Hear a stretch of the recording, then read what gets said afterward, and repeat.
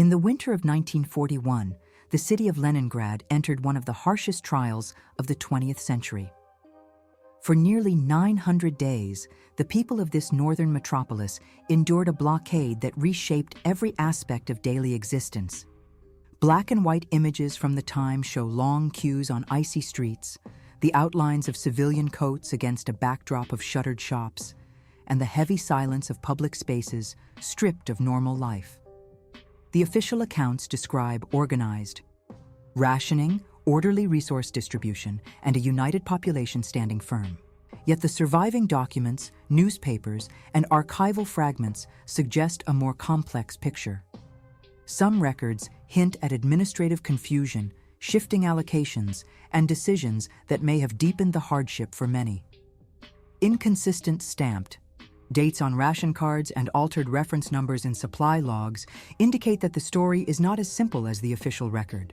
These contradictions do not erase the endurance of those who survived, but they invite us to reconsider how the narrative has been framed. By tracing both the street-level struggle and the policy decisions behind closed doors, we glimpse a layered story of resilience, bureaucracy, and silence. Each chapter of this examination moves deeper into those shadows. From the frozen avenues where ordinary citizens queued for survival, to the inner rooms where memoranda shaped destiny, and further to the way these memories remain archived today, the path ahead invites careful listening. This journey begins on the streets, where survival was measured one ration card at a time. Chapter 1: Shadows Across the Frozen Streets. The opening winter of the siege transformed Leningrad into a city of shadows, where daily life unfolded against a backdrop of cold stone and endless snow. Black and white photographs capture civilians, in plain coats waiting in long queues, their figures blurred by frost and fatigue. These people stood quietly, often for hours, holding small ration cards that promised survival, but rarely satisfaction. Official accounts later described this system as a fair and organized distribution of scarce resources. Yet some archival details suggest a different layer beneath that story. Certain ration cards bear stamped dates that do not align with the periods they were supposed to cover. Others show faint erasures where pencil marks had been removed, leaving questions about how allocations were truly managed. The contrast between the official narrative of order and the lived experience of scarcity emerges clearly in these inconsistencies. Everyday routines became rituals of endurance. A wide shot of a frozen avenue shows groups shuffling toward distribution points, their slow movement framed by buildings stripped of warmth. Close-up portraits reveal expressions without words, eyes staring beyond the camera as if fixed on endurance itself.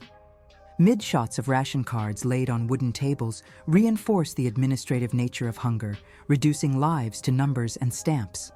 At home, families returned with tiny parcels, insufficient but desperately guarded.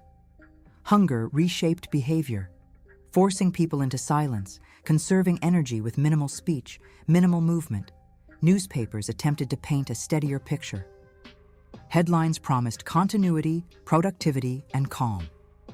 Yet images of empty shelves and abandoned stalls contradicted the printed word. The recurring motif of clipped newspaper headers in the archive reminds us how words and reality were often at odds.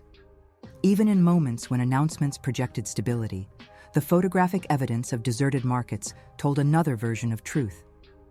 The impact on morale was profound. People clung to rituals, standing in queues, folding ration cards neatly, storing even the smallest crumbs, as if order itself could sustain them. Survival became less about food and more about the structure of waiting, the repetition of procedures, the hope that tomorrow might bring more. Archival crowd shots show this endurance, bodies pressed together in snow, forming a silent community of necessity. Yet even within this hardship, the streets reflected remarkable resilience. Children in oversized coats appeared in group photos, their presence suggesting both vulnerability and persistence. The act of queuing itself became a collective gesture, binding the population in a shared rhythm of expectation. The cities, Stone facades, its bridges, its frozen rivers, all turned into backdrops for the daily performance of survival. Still, ambiguity remains. The mismatched dates and erased annotations on ration cards suggest that shortages may have been worse than acknowledged, or that distribution was manipulated in ways not openly recorded. These details do not prove conspiracy, but they complicate the simple image of a system holding firm. They show how documentation itself became part of the struggle, carrying the traces of decision-making that may never be fully transparent. The streets were thus more than places of movement. They were stages where both endurance and administrative control intersected. Every step, every stamp, every folded paper linked the individual to the machinery of policy. Black and white imagery freezes these moments in stark relief. A lone civilian coat against snow, a uniform lapel glimpsed behind a table, a ration card held up for inspection. Each frame speaks of survival, but also of control. This chapter is not only about hunger, but about how the city was organized into patterns of waiting and receiving, of silence and compliance. It is about the dual reality of what was promised and what was endured. The clipped newspaper header, reappearing across different images, acts as a silent reminder of the distance between official assurance and daily struggle. From these streets, the story now shifts to the closed rooms where decisions were formalized. Behind doors marked by authority, folded memoranda and stamped files shaped the rhythm of hunger far more than cues alone. To understand how the city's struggle was framed, we must look not only at the lines of civilians, but also at the lines of text in the offices where policy became paperwork. Chapter 2. Behind the office doors and files. Inside the city's administrative rooms, the winter felt different. Paper and ink held the rhythm of daily life. Clerks in plain uniforms moved between desks with folded memoranda and stacks of stamped files. Long mid-shots of interior corridors suggest a steady, procedural world. These rooms were cold in more ways than one. They were organized around forms, ledgers, and schedules that might have guided distribution. At first glance, these records appear to show orderly allocation and methodical planning. Yet small anomalies in the paperwork invite caution. Some pages show reference numbers changed by hand, and other documents carry marginal notes that contradict their main text. These details do not prove malfeasance, but they suggest complexity in how decisions were recorded and later understood.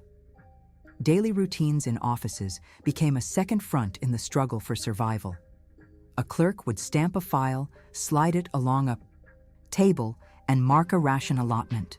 Another would fold a memorandum and seal it in an envelope.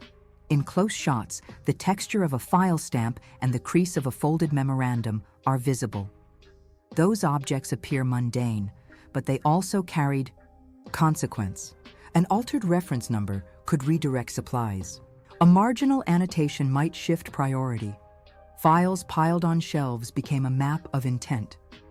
The repetition of file stamps across different folders acts as a motif across several archival collections. It links one set of decisions to another, and it highlights how administrative practice shaped everyday life. Conversations that once took place behind closed doors are now preserved mostly on paper. The records show directives, requests, and reports that seem focused on sustaining essential services. At the same time, the handwriting that appears in margins sometimes suggests rushed corrections. Stamped dates occasionally conflict with typed schedules.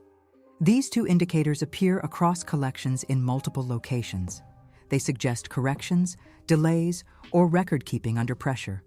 Where column headings change by hand, the reader senses the movement of priorities. Where marginal ink differs in tone, a later hand might have revised an earlier judgment. Such traces point to a system under strain, adapting while it tried to maintain structure. Institutional language aimed for clarity. Memoranda sought to assign responsibility and to timetable deliveries. Yet the language also shows hedging.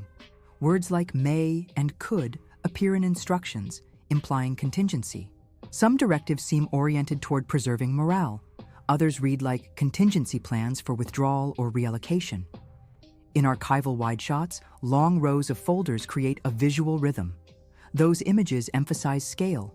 They also show how many choices were mediated through paper. A uniform lapel glimpsed in a doorway becomes a human sign in an institutional landscape. The lapel indicates presence without naming the person. It emphasizes that policy had faces, even if those faces remain anonymous. Administrative tension extended beyond supply allocation. Correspondence about transportation, fuel, and workforce scheduling appears throughout the records. Pages that look like routine reports sometimes contain sudden handwritten notes about urgency. These interjections reveal moments when standard procedure could not keep pace with reality. A change in a reference number might alter the route of a convoy. A late stamped date could postpone a dispatch. These alterations, when seen together, indicate that logistics were fluid and subject to rapid revision. The effect of such fluidity was felt on the street. When a file stamped "priority" did not match the needs of a neighborhood, people in plain coats and civilian uniforms found themselves waiting longer. The archival rooms were also places of language control. Press releases and official bulletins passed through the same channels as supply requests. Folded memoranda often traveled from an office to a printing press and then into the hands of citizens. This loop meant that the same bureaucratic structures shaped both material distribution and public information. The repeated motif of a clipped newspaper header appears here as well, linking the written word to administrative choice. Where a heading promised steady supply, the underlying memo sometimes shows qualification. The archival tension between text and image suggests that information management was as central as physical logistics. Decisions recorded in these rooms had human consequences that extended far beyond office walls. A directive that appeared administrative could determine who received what and when. A stamped file could determine whether a hospital received fuel for a generator. A marginal note might reprioritize workers needed for clearing streets or maintaining water lines. The records show a pattern of triage framed by paperwork. The human effect of that pattern shows through portraits of those waiting outside distribution points. People carried folded memoranda back to their homes as evidence of entitlement, or to argue for priority. The paperwork thus moved from desk to door, from ledger to livelihood. The tone in the records often tries for calm. Phrases like "continue as planned" appear alongside contingency clauses. This juxtaposition suggests officials were balancing reassurance with the reality of shortage. When scanned together, multiple pages reveal shifting priorities across days and weeks. Annotations that appear in different ink possibly indicate subsequent reviews. These later entries may explain adjustments, or they may mask earlier misjudgments. Either reading highlights the difficulty of reading cold documents as direct windows into intent. The paper carries both the record of action and the mark of uncertainty. The interior world of files also contained human stories. A single mid-shot of a desk with a folded memorandum, a file stamp, and a cup of cold tea captures the quiet fatigue of administrative work. The fatigue did not lessen the weight of decisions. Clerks made determinations that shaped survival. Training, authority, and circumstance converged in those rooms. Yet anonymity remained. Uniform lapels and clipped headlines stood in for names. That anonymity underlines how policy often obscures individual agency. The paper trail remains, but the faces behind it are rarely identified in public records. Understanding these offices requires attention to small discrepancies. Inconsistent margins and altered reference numbers are not dramatic in isolation, but in sequence, they suggest a pattern of adaptation and occasional opacity. They might indicate reallocation due to changing conditions. They might also indicate attempts to reconcile competing priorities after the fact. Either possibility casts the administrative record as an arena where necessity and discretion met. This reading complicates any simple account that frames all decisions as purely orderly.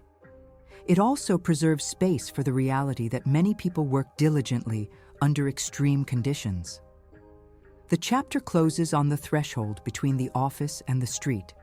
Folded memoranda leave desks and enter the hands of couriers. A stamped file might direct a train to a platform, or it might simply update a ledger. The recurring motif of file stamps and folded papers binds the administrative narrative to the lived experience of civilians.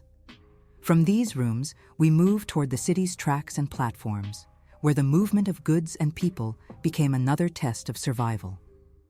The documents tell one part of that story, and the rails tell another. Chapter 3: Tracks. Through a silent city, the train platform stood as a neutral border between hope and uncertainty, frozen in monochrome and lined with silhouettes in plain coats. Trains arrived and departed under heavy sky, their shapes reduced to contrasts and motion in archival photographs. People clustered on platforms, clutching small parcels and folded memoranda, hoping that the next car might carry food or fuel. Long exterior shots show locomotives stalled on cold rails, steam rising like faint breath in the winter air.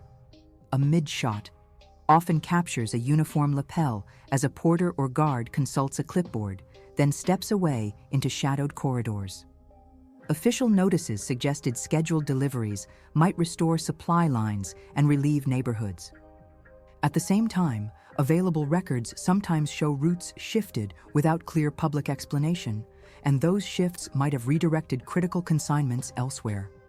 A shipment log can appear orderly on first inspection, and yet closer. Reading may reveal departure times that do not match arrival notes, suggesting delays or rerouting under pressure.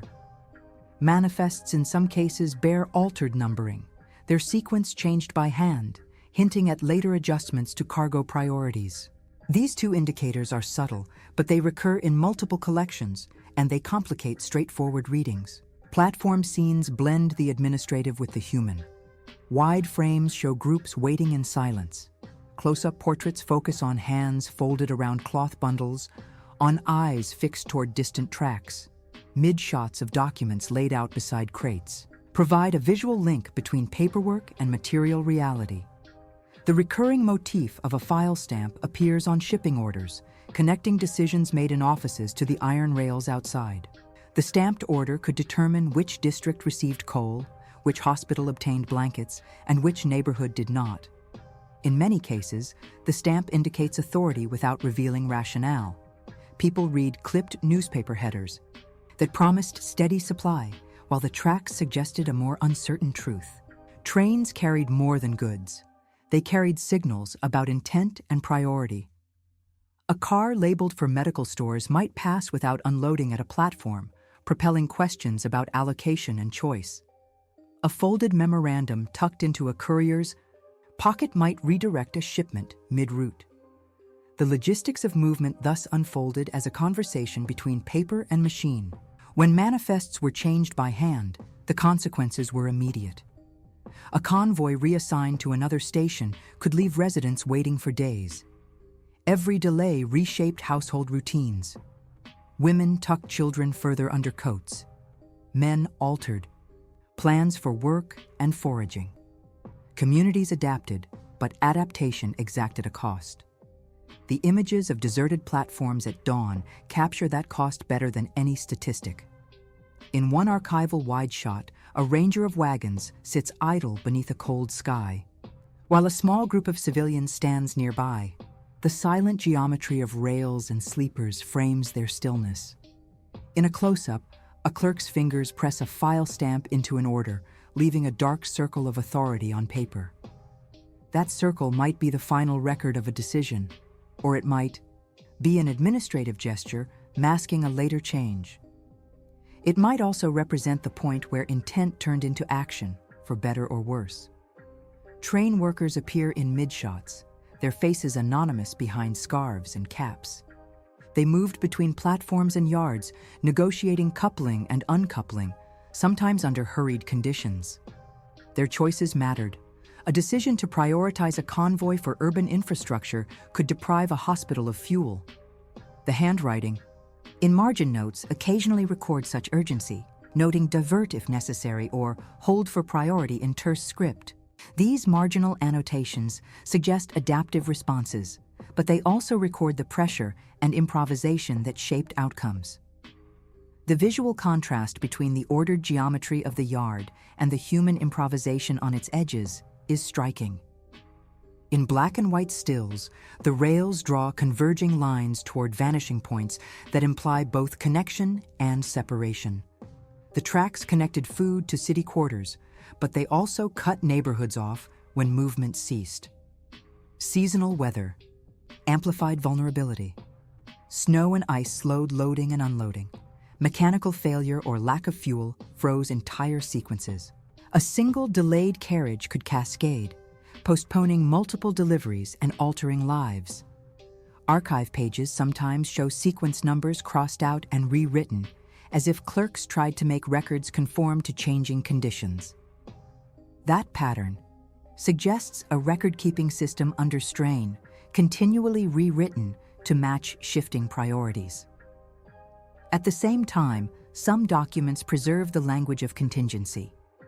Phrases like "subject to availability" or "as circumstances permit" appear beside routing instructions. Those phrases reveal how administrators framed uncertainty for their peers and how they sought flexibility under pressure. The interplay between contingency and command shaped what reached platform doors. When supplies did arrive, distribution at platforms required rapid decisions. Couriers presented stamped forms, porters checked manifests. Crowds formed orderly lines when possible, then dissolved into negotiation when scarcity persisted. The folded memorandum could become proof of entitlement, a plea for priority, or a ticket to nothing. In many photographs, the physical act of queuing appears as a ritual that organized desperation into structure. That ritual, repeated across neighborhoods, linked individuals into a shared, if precarious, system of expectation. The platforms also became sites of informal exchange. Items moved hands outside official channels. People bartered, traded, and reallocated goods in ways that official records rarely recorded. Those acts are visible only in candid portraits and in the gaps between manifest entries. A photograph of two figures exchanging a blanket by the rail hints at networks of mutual aid that operated beneath formal logistics. Such networks could ease suffering, but they also complicated assessments of official provisioning. The recurrence of a clipped newspaper header at platform scenes underlines public messaging about supply and movement. Headlines promised continuity, while trackside images suggested rupture. That tension between message and material shaped public morale. Reassurances on the printed page might sustain hope, but the absence of delivered goods eroded trust over time. The emotional weight of waiting left traces in the archival record. Faces show fatigue more than panic, stoicism more than despair. Children in oversized coats, small against vast platforms, appear in many frames. Their presence made the stakes plainly human. In later assessments, these platform images serve as testimony to both logistical systems and lived experience. The Me tracks thus become a central narrative device, linking the streets to the offices and the archives. They show how paper determined movement and how movement reshaped life. They also indicate unresolved decisions and contested priorities. As we leave the station's shadowed platforms, the next chapter will examine how printed words and public information tried to reconcile official assurance with daily reality, and how those messages influence choices at kitchen tables and hospital wards alike. Chapter 4. Words, Printed, Truth. Withheld. Black and white pages told a parallel story to the streets and the rails. Newspapers, bulletins, and printed leaflets circulated through neighborhoods, their headlines arranged in crisp typeset. Readers held folded newspapers in gloved hands, scanning headlines that promised continuity and calm. The visual rhythm repeats, A close-up of a clipped newspaper header, a mid-shot of a reading room, a wide archival photo of distribution points. On first reading, the printed word sought to reassure. Editors framed supply lines as steady, and official bulletins emphasized normalcy and resolve. At the same time, the physical newspapers sometimes contain signs of haste and revision. Some issues show inconsistent dates between masthead and inside pages. Others bear marginal corrections in a later hand that shift emphasis or amend claims. These two indicators appear across multiple collections, and they complicate any simple account. Printing was itself an administrative act. Folded memoranda traveled from offices to printers. A file stamp on an order might trigger a press run, and a uniform lapel seen on a messenger often signaled official sanction. The link between paper and public mood was direct. When a headline promised steady rations, citizens in plain coats queued with expectation. When a paragraph hedged commitments, households adjusted plans quietly. The language of the press, thus, affected daily life. Headlines carried authority, yet the body text sometimes hinted at contingency. Phrases that suggested uncertainty appeared in otherwise confident pages. Words like may and appears were sprinkled through articles, softening claims about supply and about progress. These hedged phrases might reflect cautious editorial policy. They might also indicate instructions from higher offices to avoid overpromising. Either reading highlights how published language served multiple aims. In some printing archives, ink smudges and corrected lines reveal hurried composition. In one wide shot, a printing press stands idle beside stacks of fresh leaflets. In a close-up, a worker's hand reaches for a folded memorandum used as instruction. The motif of repeated file stamps reappears on press orders, connecting editorial output to administrative decision-making. Public bulletins were distributed at stations and market squares. A clipped newspaper header might appear tacked to a notice board on a train platform. Commuters and queuing families read the same words that administrators and clerks produced. This circulation created feedback loops. Printed reassurance could stabilize morale for a day. It could also, when contradicted by arrival or absence of goods, erode trust slowly. Readers compared headlines to what they saw at markets and at distribution points. The mismatch between promise and material reality created a quiet skepticism. At kitchen tables, people discussed how a recent headline did not match the boxes, or sacks arriving at the station. That private conversation rarely left the public record, yet it shaped future behaviors. People altered their routines, choosing to wait longer in line or to barter more aggressively. The press also played a role in managing expectations about public services. Hospitals and tram lines were subjects of careful reporting. Articles described repair efforts and the prioritization of essential infrastructure. Official bulletins emphasized continuity of services, and they used language that positioned decisions as pragmatic.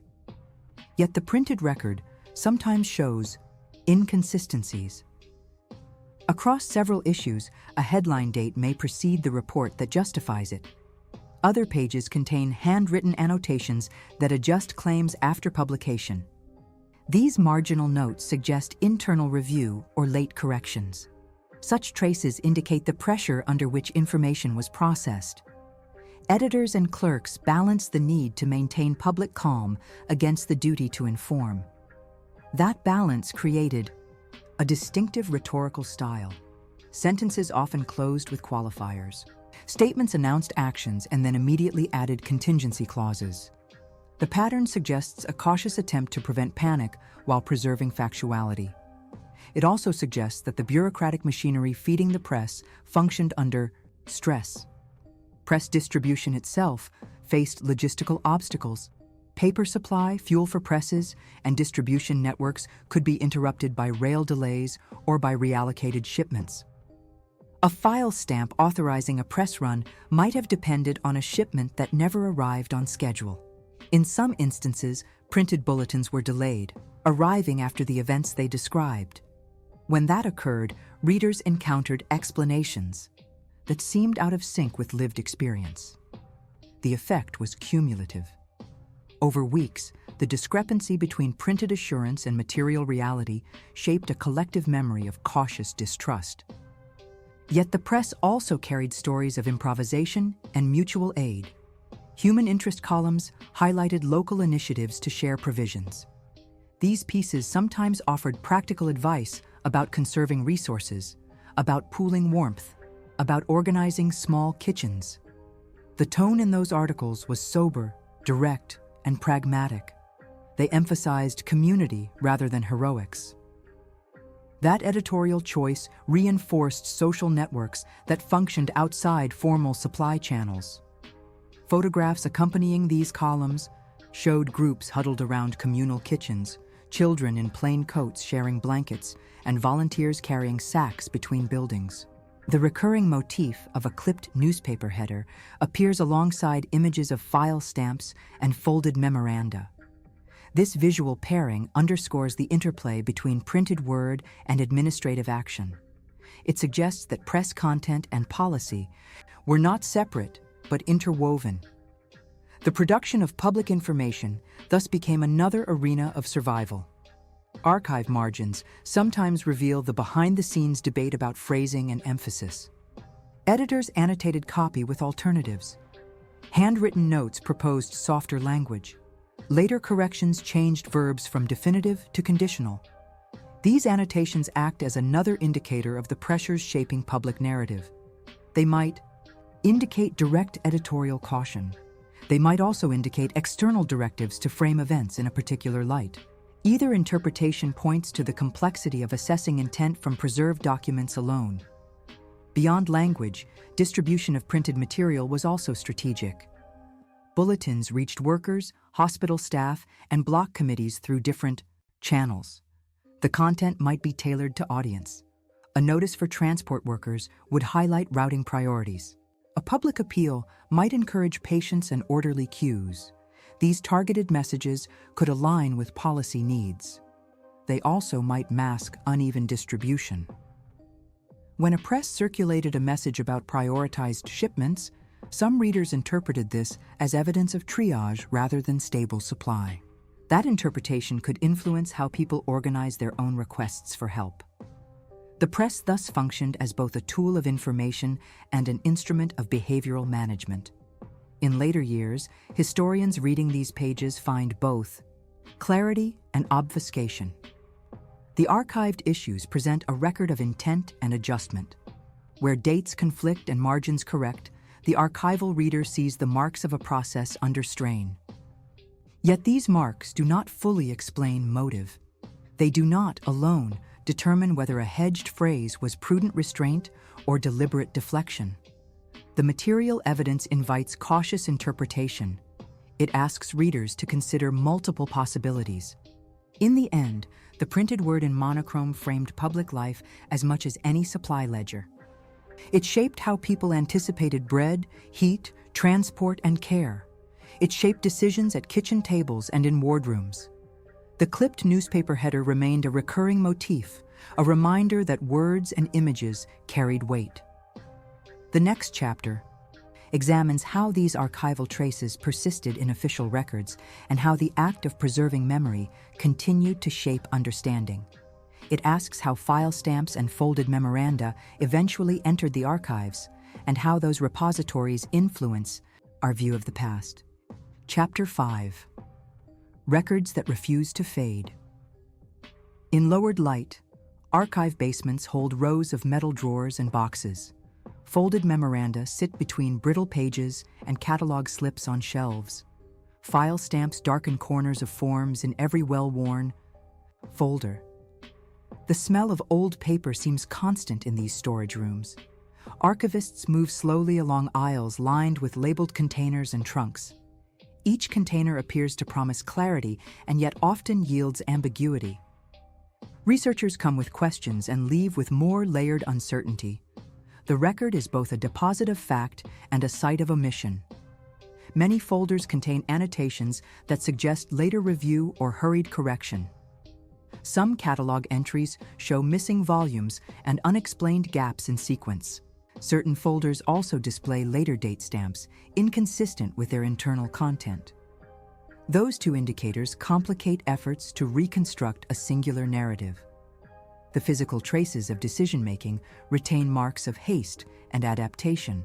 Inked marginalia sometimes contradict the typed lines they accompany.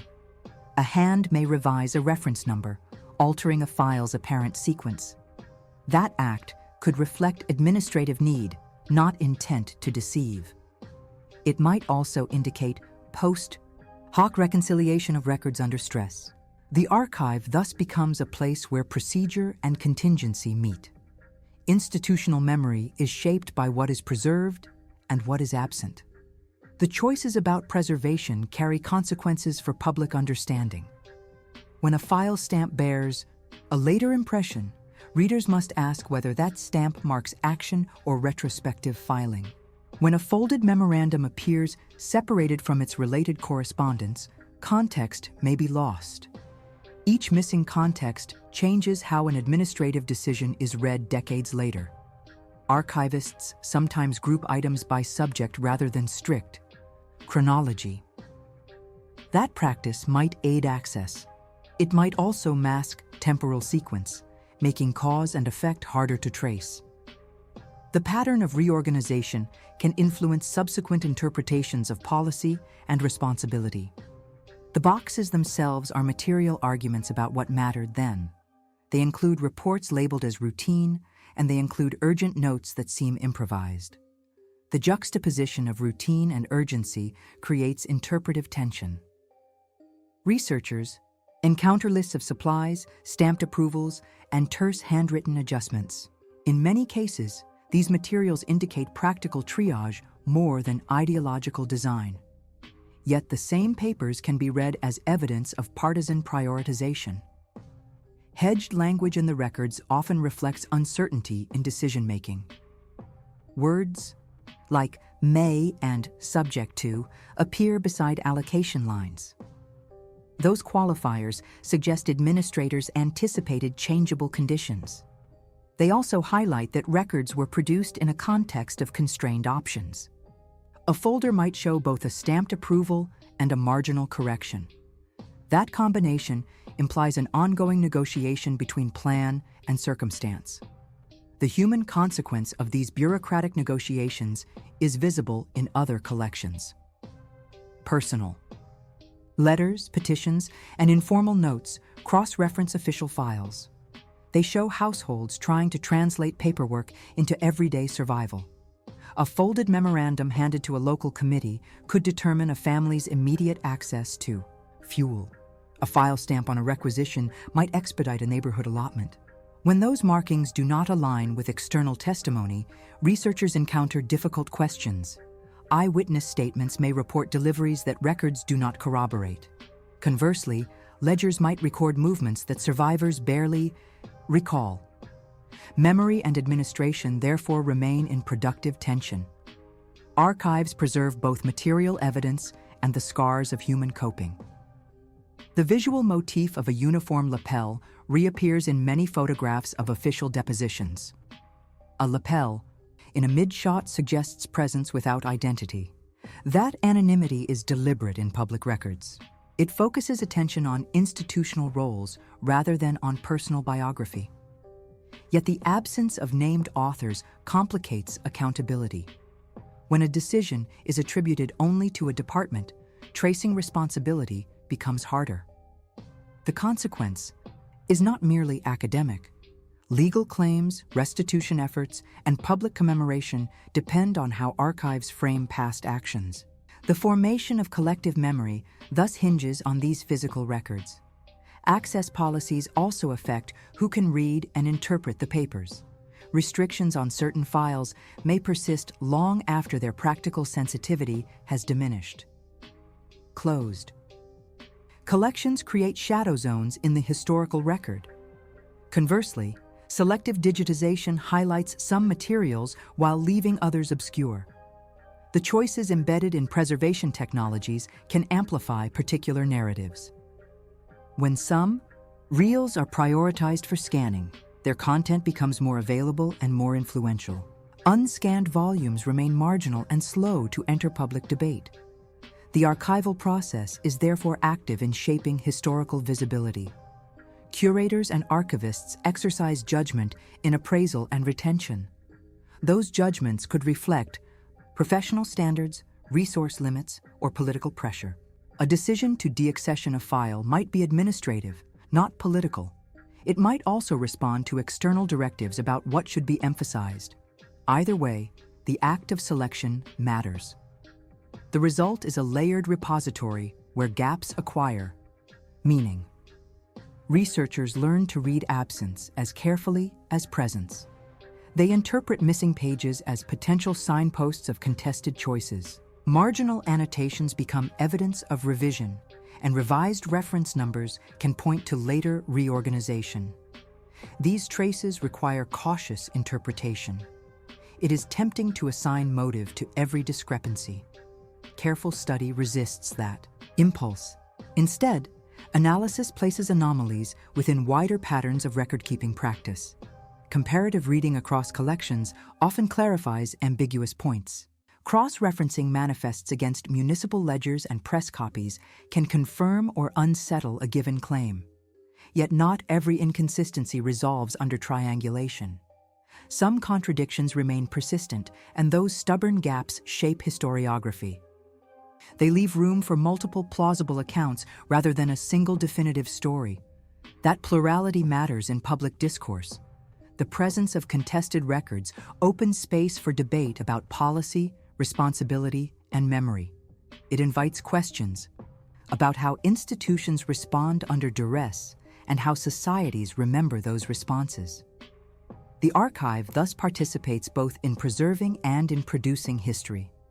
The lines of folder labels and the rhythm of file stamps become part of the narrative. They demonstrate that the past is encountered through mediated traces.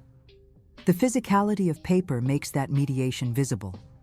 Researchers handling pages feel the weight of decisions, the texture of corrections, and the imprint of time.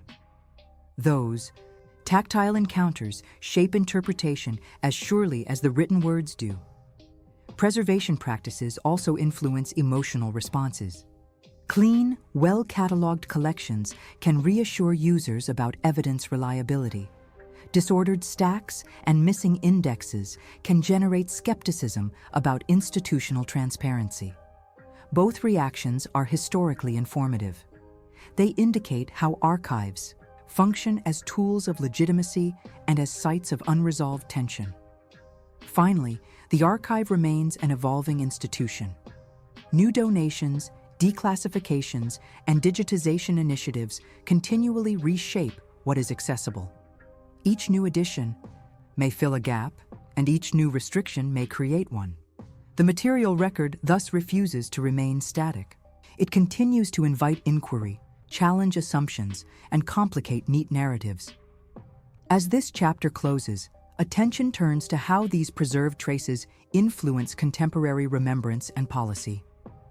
The final discussion will consider how file stamps, folded memoranda, and contested catalogs shape public memory today, and how unresolved anomalies might still guide future questions. In the archive of lived experience, the past continues to press against present memory in quiet ways. Papers rest in drawers marked with file stamps that bear both authority and ambiguity.